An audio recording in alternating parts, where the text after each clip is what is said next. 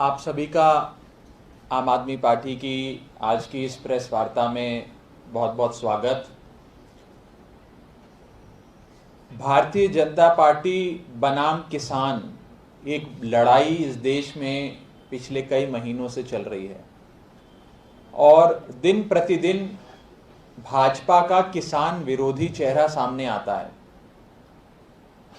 BJP ने जो किसानों के खिलाफ एक जंग छेड़ी हुई है, एक लड़ाई छेड़ी हुई है, उस लड़ाई में एक नया चैप्टर, एक नया अध्याय जुड़ गया है।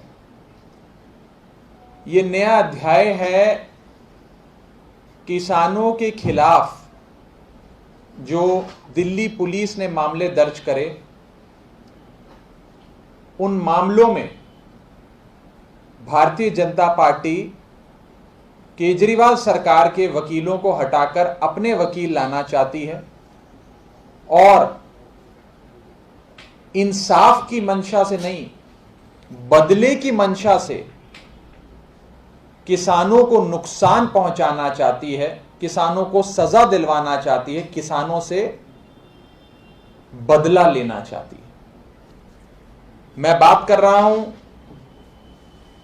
भारतीय जनता पार्टी के उन षड्यंत्रकारी मंसूबों की, जिन मंसूबों के चलते आज उन्होंने अपने वकील, अपने मनपसंद मनचाहे वकील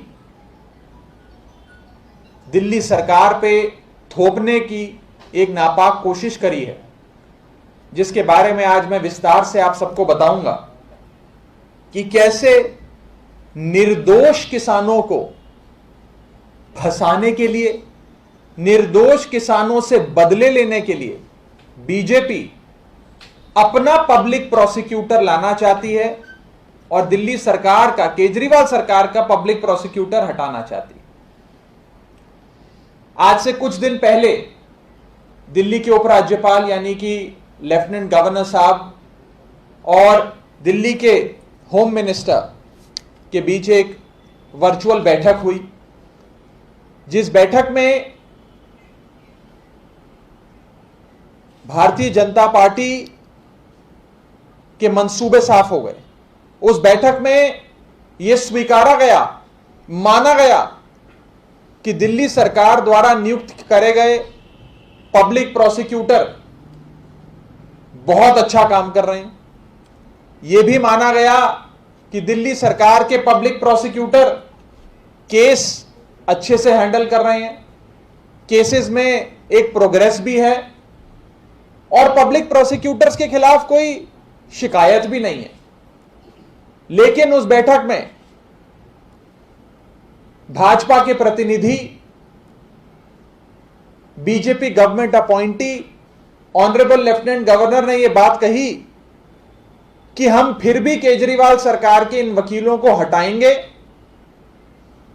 और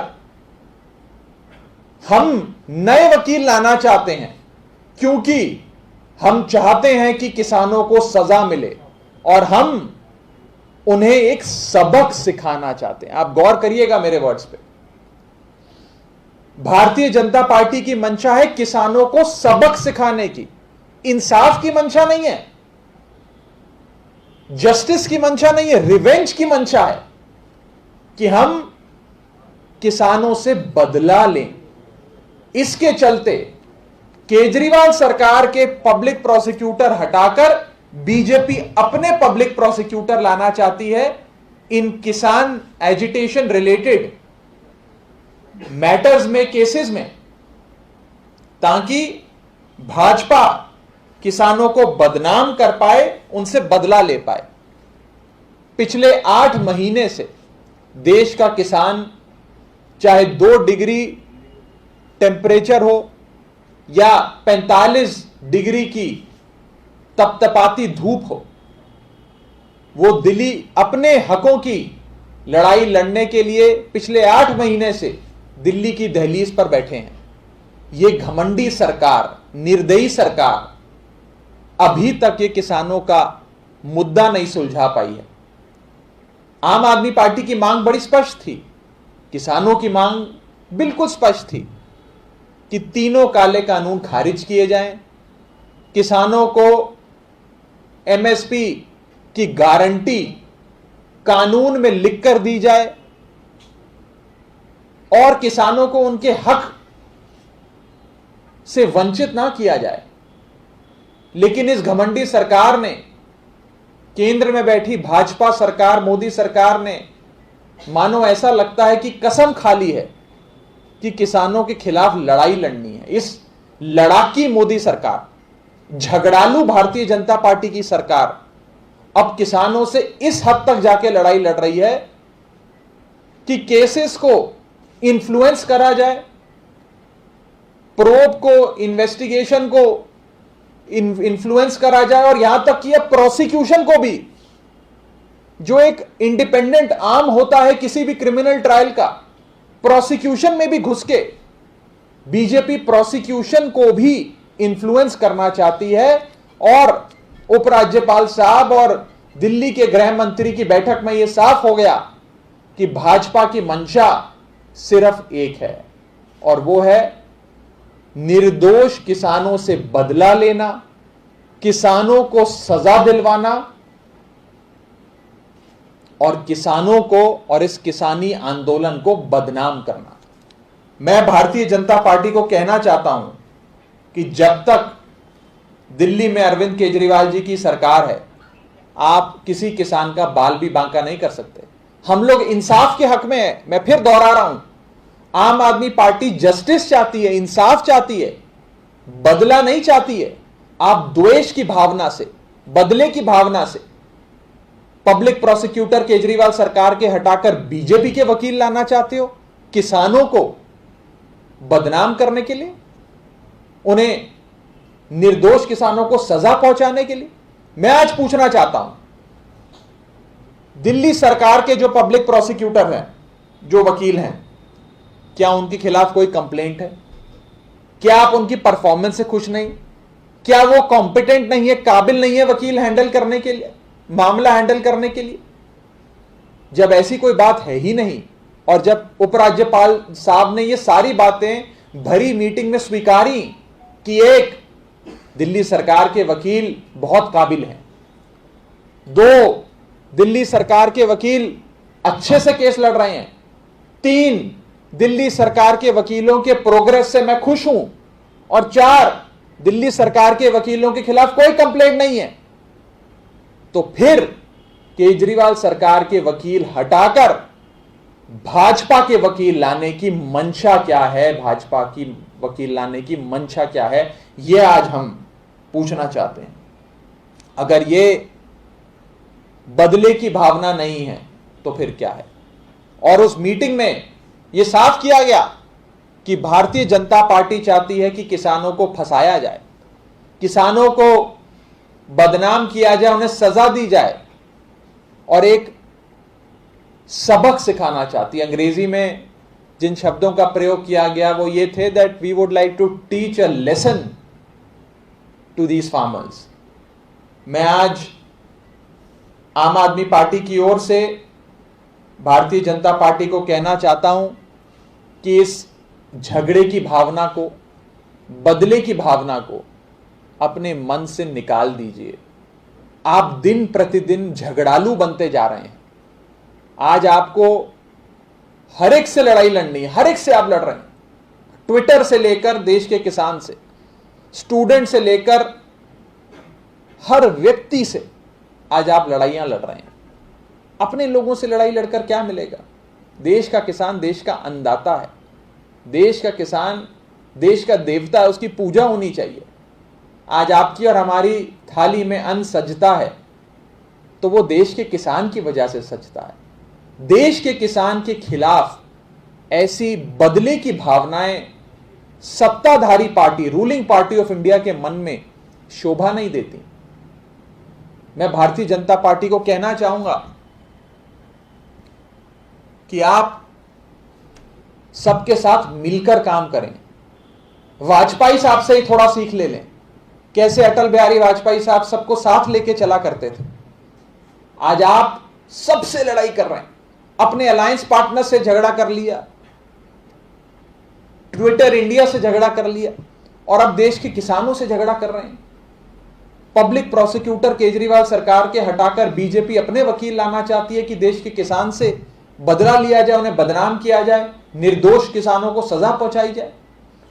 इस बदले की भावना को अपने मन से निकालिए, और अगर राजनीतिक तौर पे आपको समझाना हो, पॉलिटिकली समझाना हो, तो देश के किसान ने बड़े बड़े घमंडी नेताओं को नीचे उतारा है, बड़ी बड़ी सरकारों को हटाया है। तो देश के किसान को कम ना आंके, देश का किसान जब एकजुट होकर अपने मत की ताकत से जवाब देगा तो आपको पता लगेगा, जिसका थोड़ा सा नजारा आप बंगाल में देखकर आए अभी। तो मैं राजनीतिक तौर पे भी, प्रशासनिक तौर पे भी, सामाजिक तौर पे भी भारतीय जनता पार्टी को हिदायत देना चाहता हूं कि एक निष्पक्ष जुडिशियल कार्रवाई में हस्तक्षेप ना करें, निर्दोष किसानों को सजा पहुंचाने की जो आपकी ये नापाक कोशिशें, इन्हें बंद करें। और जब तक दिल्ली में अरविंद केजरीवाल जी की सरकार है, जब तक अरविंद केजरीवाल जी दिल्ली में कायम हैं, तब तक देश के किसान का बाल भी बांका मोदी सरकार नहीं कर पाएगी, बीजेपी सरकार नहीं कर पाएगी। ये मैं भारतीय जनता पार्टी को कहना चाहता हूं। इससे संबंधित किसी भी साथी का कोई सवाल हो तो आप पूछ सकते हैं। राघव जी, ये जो आप वकील बता रहे हैं कि हटाना चाहते हैं, इसका स्टेटस क्या है? क्या नियुक्त करनी है एनडीए ने अपने वकील, और कौन कौन है? आपने क्या नाम है उनके जो वकील आपके? देखिए, हर सरकार का अपना एक वकीलों का पैनल होता है कि भाई ये 20-25 वकील हैं जो दिल्ली सरकार के मुकदमे लड़ेंगे। वो सारा जो पैनल बनता है एक निष्पक्ष प्रक्रिया से, पारदर्शी प्रक्रिया से बनता है। कोई भी मुकदमा होता है दिल्ली में, उसकी जांच, इन्वेस्टिगेशन दिल्ली पुलिस करती है, और प्रोसिक्यूशन यानी कि कोर्ट में कार्रवाई दिल्ली सरकार का वकील करता है। सिस्टम ऐसे ही चला आ रहा है इतने सालों से। प्रोसिक्यूशन दिल्ली सरकार के अधीन है, इन्वेस्टिगेशन दिल्ली पुलिस के अधीन है। लेकिन आज ये इन्वेस्टिगेशन विंग जो है, जो दिल्ली पुलिस है, जो भारतीय जनता पार्टी की अपनी एक शाखा है, वो प्रोसिक्यूशन को इन्फ्लुएंस करने के लिए अपने वकील लगाना चाहती है। वो कहती है हमें दिल्ली सरकार के वकीलों पे विश्वास नहीं है। क्यों विश्वास नहीं है? ऐसा क्या हो गया? क्या कोई कंप्लेंट है? क्या उनकी परफॉर्मेंस में कोई कमी है? क्या उनकी काबिलियत में कोई कमी है? मंशा क्या? मंशा बड़ी सरल है। मंशा है बेगुनाह किसानों से बदले लेना, उन्हें फंसाना, उन्हें जेल भेजना। अर्ली जुलाई। पहले इससे पूछ लो, फिर मैं उस पर आ जाऊंगा।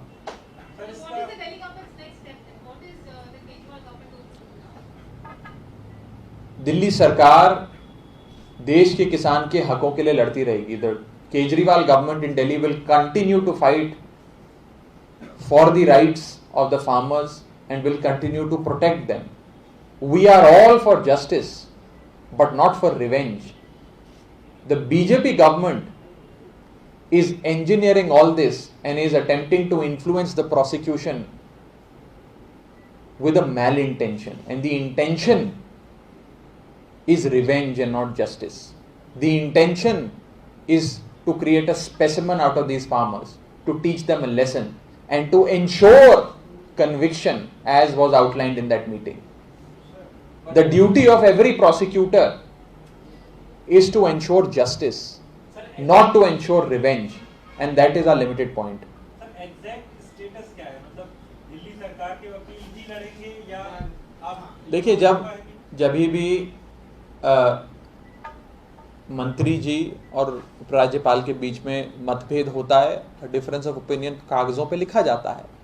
उसके बाद भारत के संविधान के प्रति rarest of the rare cases में वो राष्ट्रपति को भेजा जाता है। नहीं तो बाकी सारे केसेस में दिल्ली सरकार एक चुनी हुई सरकार है, उसके सारे अधिकार हैं। मैं आपको, क्योंकि आपने अधिकारों पे सवाल छेड़ा, मैं बता दूं, जब कॉन्स्टिट्यूशनल बेंच सुप्रीम कोर्ट का दिल्ली बनाम उपराज्यपाल की लड़ाई का मसला सुन रहा था, जो आप अपनी हेडलाइन दिखाते थे दिल्ली का बॉस कौन, उसमें सुप्रीम कोर्ट ने बड़े साफ शब्दों में कहा कि चुनी हुई सरकार, चुने हुए मुख्यमंत्री वो सुप्रीम है, वो जो बोलेंगे वो होगा। दिल्ली की जनता वोट देकर उपराज्यपाल नहीं चुनती, दिल्ली पुलिस कमिश्नर को नहीं चुनती है, वोट देके मुख्यमंत्री को चुनती है। तो जो मुख्यमंत्री कहेंगे वही सर्वसर्वा है, उसी चीज को माना जाएगा। ये तो क्लियर तौर पे सुप्रीम कोर्ट के जजमेंट पे आया, मुझे लगता नहीं इसमें कोई विवाद है। इसीलिए हम कह रहे हैं कि जब तक दिल्ली में अरविंद केजरीवाल जी की सरकार है, किसानों का बाल भी बांका कोई नहीं कर पाएगा। लेकिन ये प्रेस वार्ता करके आप लोगों को सूचना देना अति आवश्यक था कि कैसे बीजेपी आज देश के किसान के हितों के साथ खेल रही है, आज बदले की भावना से उनसे लड़ाई लड़ रही है कि मानो ये देश के किसान ना हो, किसी दुश्मन देश के नागरिक हों, कि उनसे बदला लेना है। अपने देश के नागरिक हैं, अपना अन्नदाता, अपना किसान हमारा देवता है, उसकी पूजा करनी चाहिए। आप उन्हें एक दुश्मन देश के रेजिडेंट की तरह ट्रीट करते हैं तो सही नहीं।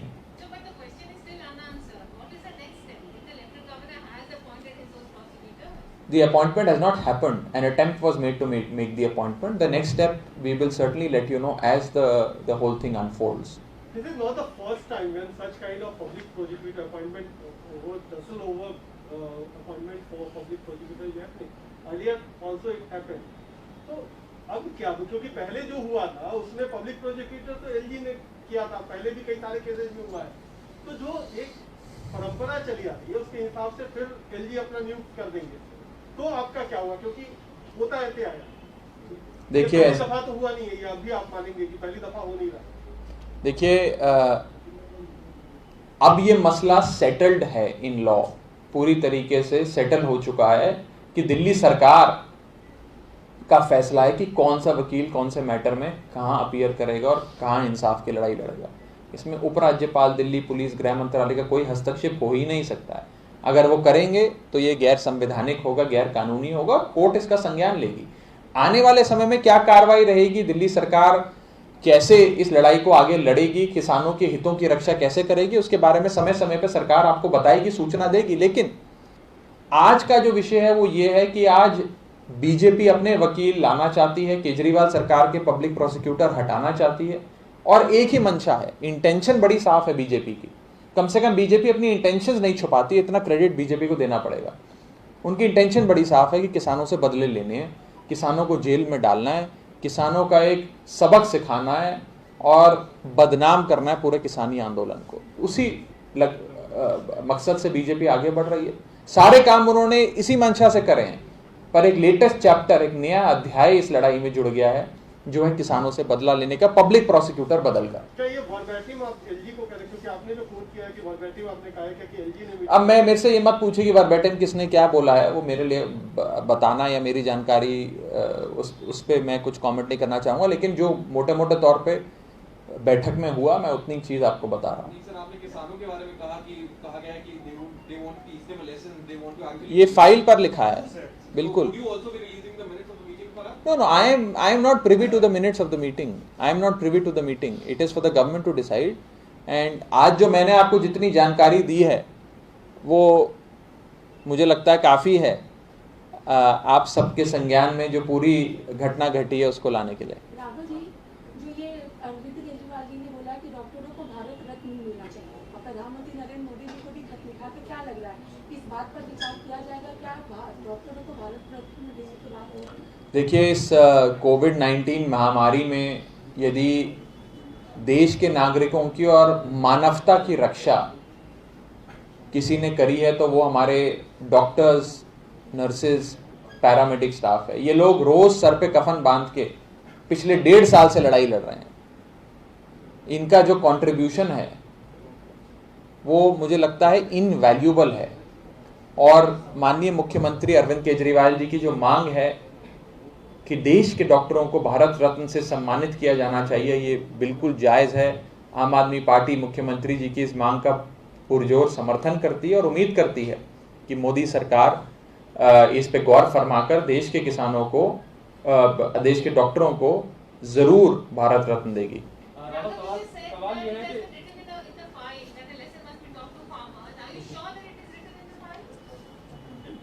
I have already commented on it.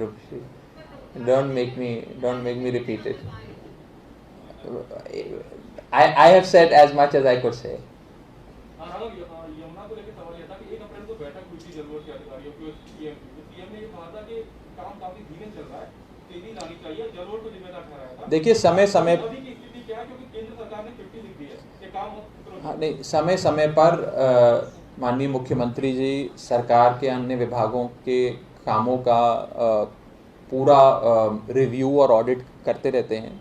Delhi जल बोर्ड के भी कई विषयों पर उन्होंने मीटिंग कर अफसरों को किस हिसाब से आगे काम करना है, कहाँ उन्हें लगा कि अभी स्कोप फॉर इम्प्रूवमेंट है, वो चीज़ें सारी बताई हैं। उस पर दिल्ली जल बोर्ड बिल्कुल काम कर रहा है। राघव, पेट्रोल डीजल के दामों को लेकर कांग्रेस ने सीएम आवास पर प्रोटेस्ट किया और वैट कम करने की मांग की है। वहां लाठीचार्ज हुआ, उनके एक दलित नेता को चोट आई है, ऐसा उनका आरोप है।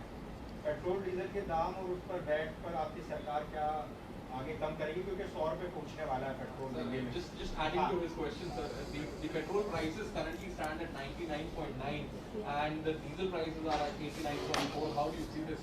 So the central government keeps on saying that it's because of the state and their taxes that the prices. Do you want me to answer this in English or in Hindi? English and Hindi both. Both sir both. English और हिंदी। पहले मैं हिंदी में बोल देता हूँ। जब मोदी सरकार बनी थी 2014 में, तो उन्होंने सबसे पहले जो निर्णय लिए थे उसमें एक बड़ा महत्वपूर्ण निर्णय लिया। उन्होंने कहा कि हम घरेलू बाजार में, डोमेस्टिक मार्केट में जो डीजल और पेट्रोल का दाम होगा उसे अंतर्राष्ट्रीय बाजार से लिंक कर देते हैं। यानी कि अगर अंतर्राष्ट्रीय बाजार में कच्चे तेल के दाम बढ़ेंगे तो हिंदुस्तान में भी डीजल पेट्रोल के दाम बढ़ेंगे, और अगर अंतर्राष्ट्रीय बाजार में कच्चे तेल के दाम गिरेंगे तो डीजल पेट्रोल के भी दाम गिरेंगे। ये फैसला उन्होंने ले लिया।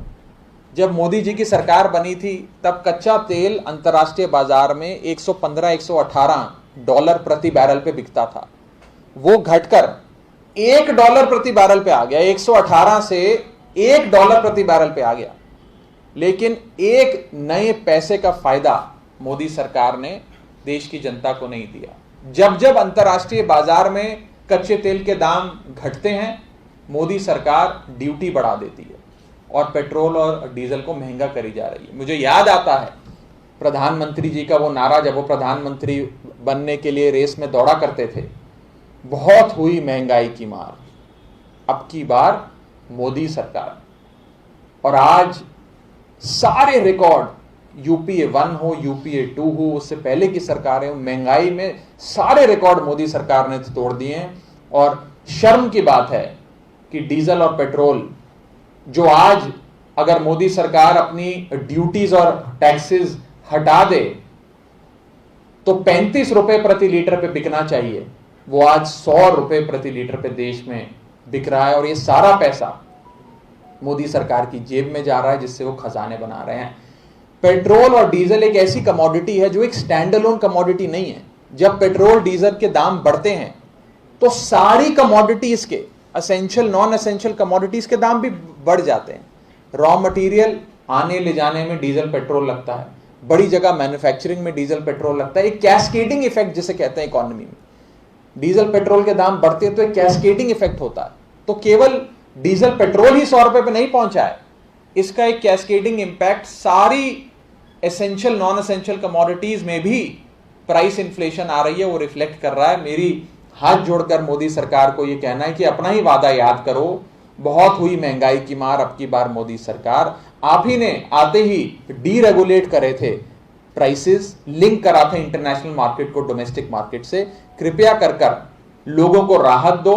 और हमारी ये मांग है, अगर मोदी सरकार चाहे तो वो टैक्सेस और एक्साइज ड्यूटीज वेव कर सकते हैं, काफी कम कर सकते हैं, और 35 रुपए प्रति लीटर के हिसाब से तेल हिंदुस्तान में उपलब्ध हो सकता है देश के नागरिकों को, ना कि 100 रुपए प्रति लीटर पे। 35 rupees per litre and not 100 rupees per liter is a very doable task. I appeal to the Modi government to do the needful. VAT के लिए क्या कहेंगे आप? अपोजिशन दिल्ली में आप बढ़ा ही नहीं ना, जो चीज बढ़ी उसे कम करोगे। जब अंतरराष्ट्रीय बाजार में 118 डॉलर से $1 पे आ गया दाम, तो दिल्ली सरकार ने तो वैट नहीं बढ़ाया कि चलो जी अच्छा मौका है वैट बढ़ा के अपना खजाना बढ़ा लो। हमारा वैट तो उतना ही है जितना था। एक्साइज ड्यूटी बढ़ती गई, केंद्र सरकार अपनी लेवीज लगाती रही, ड्यूटीज लगाती रही, बढ़ाती रही। जिसने बढ़ाया वो कम करेगा, जिसने 6 साल 6.5 साल लूटा। 2017 में आपने वैट बढ़ाया था। अरे आप कंपेयर करिए, मैं यही कह रहा हूं, आप कंपेयर करिए। $118 से $1 पे आ गए। ये लोग रोज एक्साइज ड्यूटी बढ़ाते हैं, डेली आर्ली बेसिस पे बढ़ाते हैं।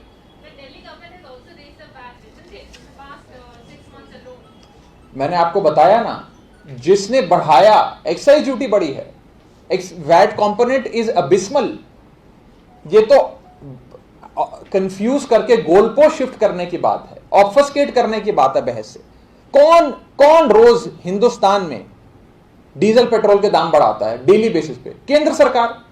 कौन एक्साइज ड्यूटी रोज बढ़ाता है? केंद्र सरकार। किसने 100 रुपए प्रति लीटर के दाम पहुंचा दिए डीजल पेट्रोल के? केंद्र सरकार। तो कौन कम करेगा ड्यूटी? कौन सस्ता करेगा डीजल पेट्रोल?